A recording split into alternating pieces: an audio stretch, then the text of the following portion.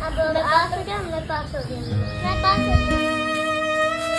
মা দেখো আমরা পাশ করেছি। মৃত মায়ের কবরের পাশে দাঁড়িয়ে দুই অবুঝ সন্তানের এমন আবেগঘন আকুতি কাঁদিয়েছে হাজারো নেটিজেনকে। চোখের পানি ধরে রাখা যেন সত্যিই দায়।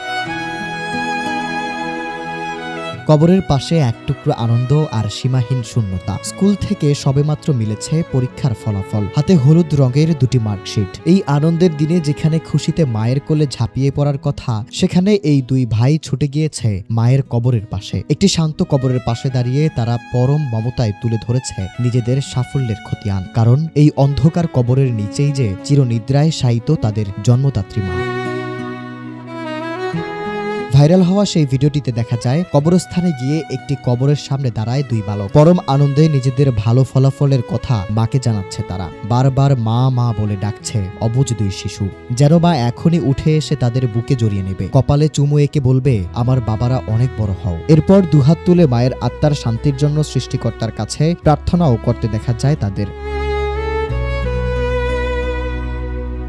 ইনস্টাগ্রামে মোহাম্মদ সরওয়াত খান নামের একটি অ্যাকাউন্ট থেকে হৃদয় দিদারক এই ভিডিওটি শেয়ার করার পর মুহূর্তেই তা ভাইরাল হয়ে যায়। ভিডিওটি দেখে আবেগ ধরে রাখতে পারেননি কেউই। লাইক আর কমেন্টের বন্যায় ভেসে এসেছে মানুষের অশ্রু ভেজা অনুভূতি। একজন কমেন্ট করেছেন হৃদয় দিদারক, সৃষ্টিকর্তা যেন কোনো শিশুর কাছ থেকে তার মায়ের ভালোবাসা এভাবে কেড়ে না নেন। আরেকজনের মন্তব্য, ভিডিওটি দেখে আমার মন ভেঙে টুকরো টুকরো হয়ে গেছে, নিজের অজান্তেই যেন চোখে জল চলে এলো।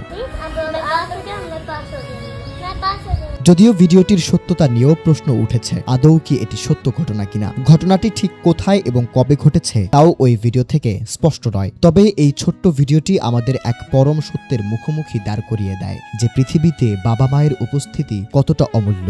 যাদের বাবা মা বেঁচে আছেন তাদের উচিত প্রতিদিন প্রতিটি মুহূর্তে ওই অমূল্য রত্নের কদর করা, তাদের সময় দেওয়া। কারণ একবার হারিয়ে গেলে এই শূন্য স্থান পৃথিবীর কোনো সম্পদ দিয়েই আর পূরণ করা সম্ভব নয়। শাহরিয়ার শুভ, ডেস্ক রিপোর্ট, নিউজ 9।